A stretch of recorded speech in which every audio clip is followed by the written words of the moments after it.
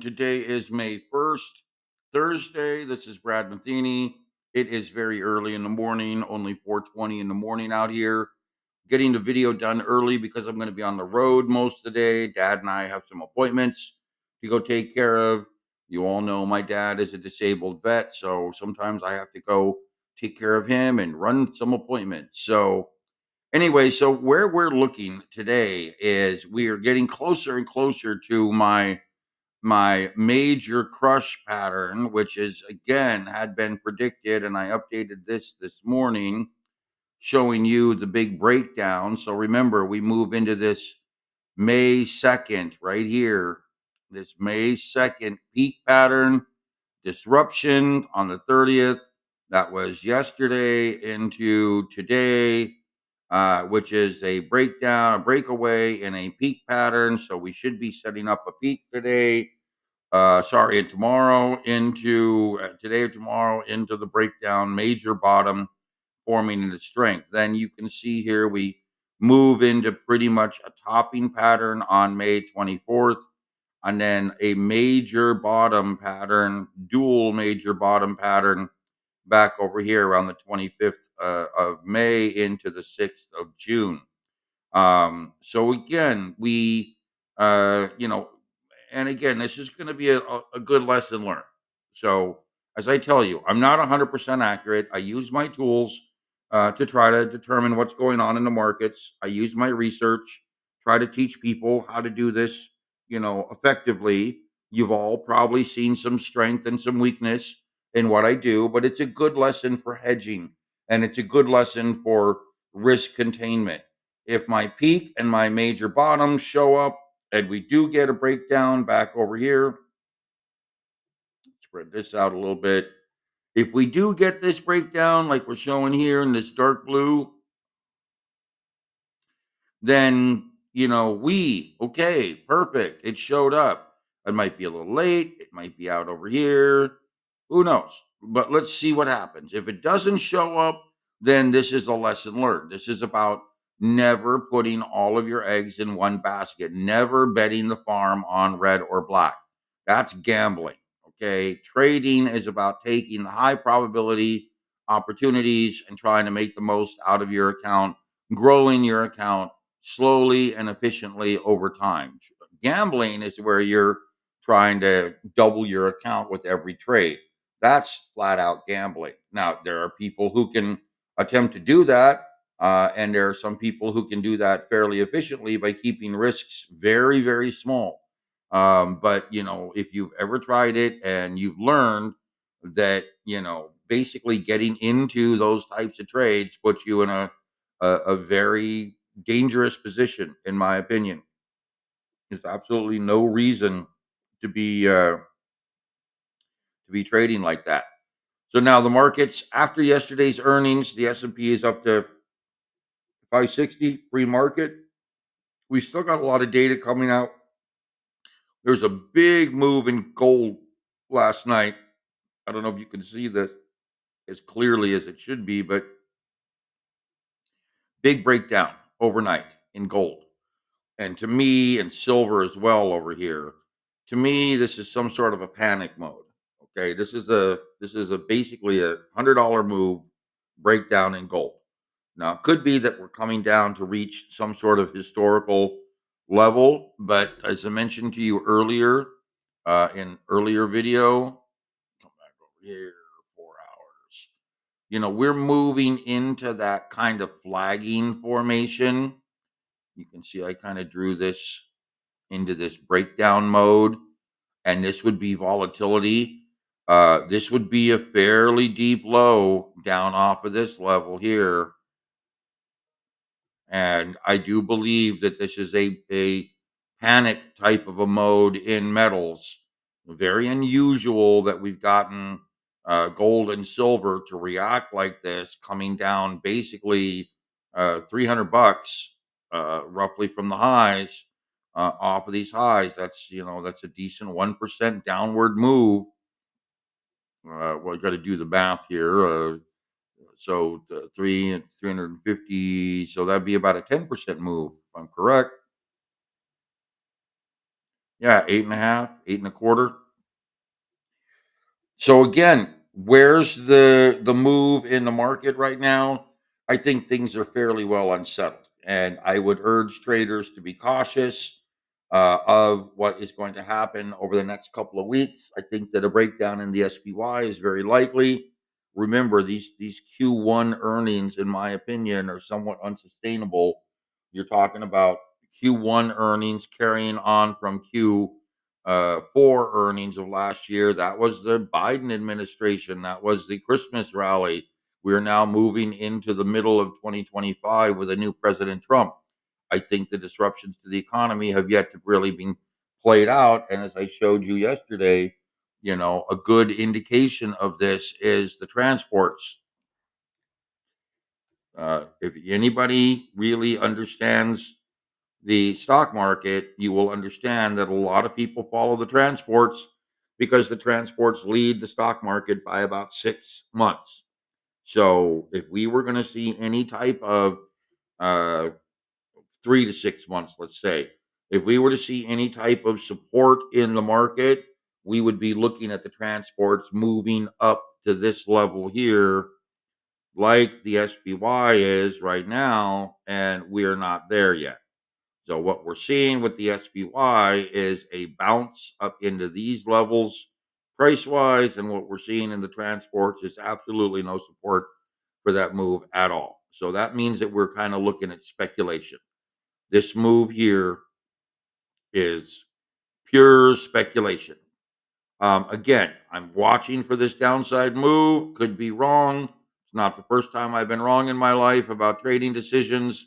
It happens. I don't want to say regularly, but it happens. That's what trading is about. It's about trying to take the high probability signals, trying to plan for what looks like the best move, and then turn around and, if we're right, execute a profitable trade, and if we're wrong, try to contain our losses. So we'll see how things play out. Again, looking at the patterns, we are looking at a bottom pattern today in trend mode. This would indicate that we're going to go ahead and set up some sort of a lower low, for example, a bottom pattern. We come back in here to hourly.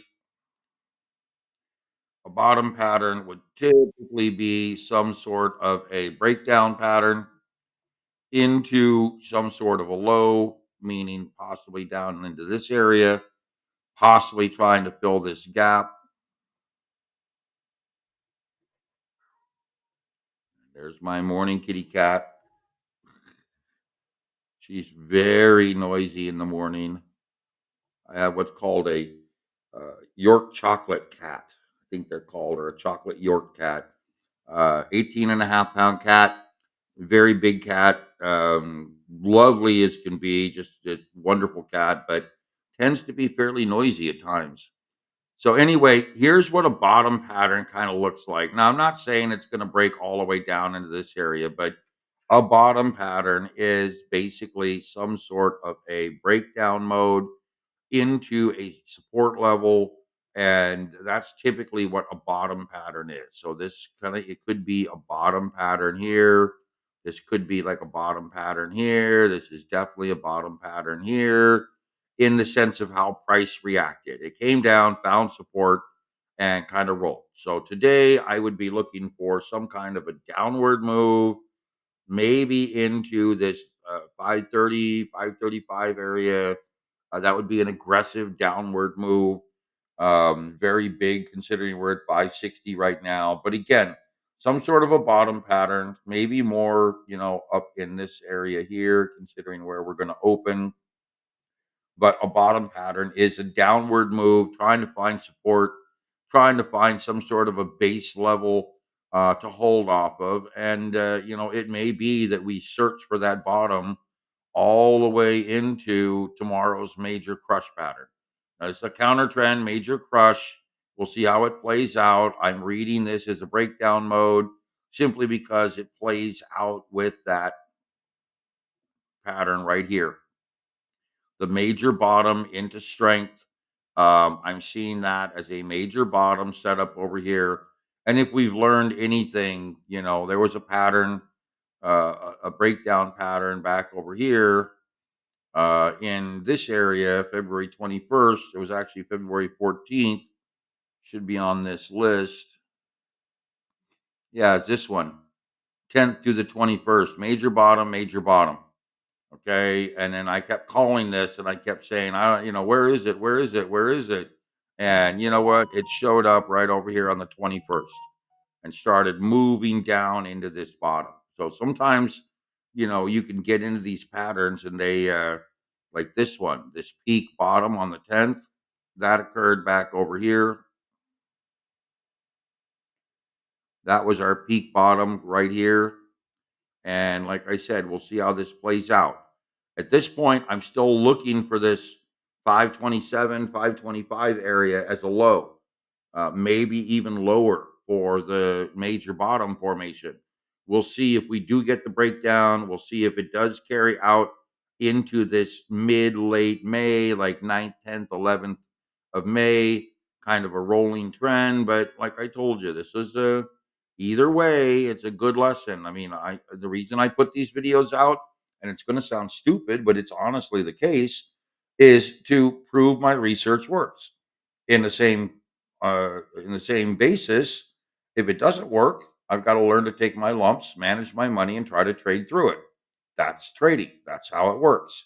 So I put my research out. Hopefully, you guys have been doing pretty well with it and are following along, making some money. But sometimes I am wrong, and that's just the way it is. Sometimes my research does not play out the way I expect. Normally, if that's the case. If that is the case, then it's normally due to some outside factors, news or some other factor that's really driving the market in a trend. So now we're going to go over here to gold and silver, and we're again looking at come back over here. And gold and silver, we have a bottom gap rally and counter trend mode. This would indicate a potential top gap sell off. And again, we're getting into that warning phase here for gold and bullish. Well, here's our top potentially overnight. And we're going to have a gap, obviously, with a sell off.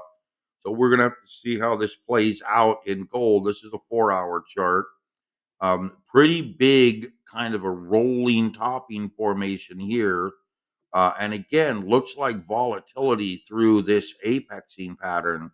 So I would be somewhat cautious of a move downward today in the markets, in the S&P and the QQQ and the NASDAQ and what have you. But I would be very cautious of this panic selling dissipating around this 3220, 3225 area, and then rolling back up into this kind of middle trend here. So again, dissipating, selling pressure, rolling back up into this support area, 33, 3320. In this case, 3320 to 33, call it 80 on gold. This is some kind of a panic move. I don't know if some central bank is dumping gold or, you know, it's not. I mean, silver just rolled through a contract expiration a couple days ago, but nothing crazy. I mean, this looks like a bit of panic selling in the metals markets and or volatility near the apex, and that leads me to believe that we might be seeing some big move. Okay, coffee is good this morning. And Bitcoin 9610 pushing a little higher on earnings. Again, I see this entire move as a speculative move. I could be wrong. It could be the base of the market setting up. But again, transports don't support this.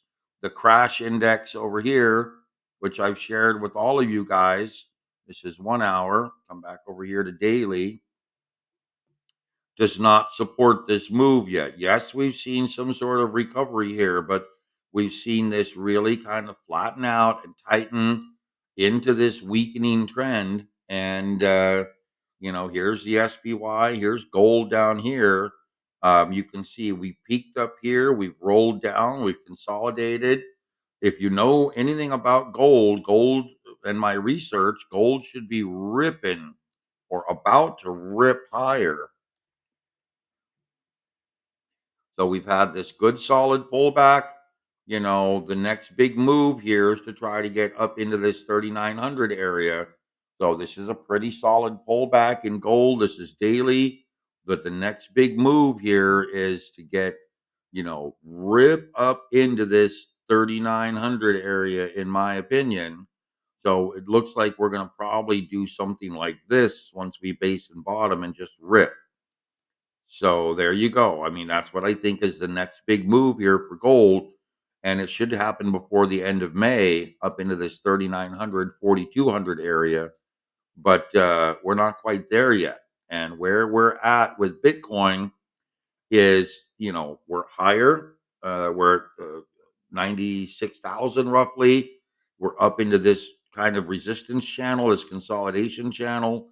We may consolidate here. We don't yet. I mean, we have flagging, but we have a deeper low here. This is daily. I do not see flagging yet. So if we were to get flagging, as I mentioned to you, in this area here, flagging would look something like this, moving downward into this potential area. Let me get rid of this, get rid of this. Flagging would look something like this to the downside. If we get it, that would be likely the next stage, but we are not seeing it yet. So if Bitcoin continues to push higher, we could end up seeing it move up into this area and then start to flag. But that flagging is what should come next. So we'll see how it plays out and where that flagging comes. Right now, I'm not seeing it. And again, as I mentioned to you at this point, clearly we are in bullish trending for Bitcoin until we roll into flagging, which would be likely a breakdown below this 92,500 level. Then this flagging has not shown up yet. And that's the same kind of thing that we have taking place over here with this S&P. We're in a bit of an uptrend. We broke into new highs. This is clearly bullish right now. We do not have that flagging formation. We do not have that breakdown yet. I'm looking for it. I'm expecting it. I think it's next, but it's not here yet. So we're clearly in what I would call kind of a late stage bullish rally here. Oops. And what we're looking for is that rolling flagging formation. Okay. Remember, going to be on the road today. You may have questions. I'll get to them as soon as I can through my phone and driving. Stay safe. And remember, this is a great lesson. If I'm wrong and this breakdown, major bottom low, doesn't set up the way I expect between now and say the end of next week, then, this is going to be a good lesson for Brad is not always right. And Brad, makes the same mistakes as everybody else, trying to take the high probability trades, trying to contain risk, and trying to live through those ugly, it didn't work out trades. Okay, guys, talk to you later.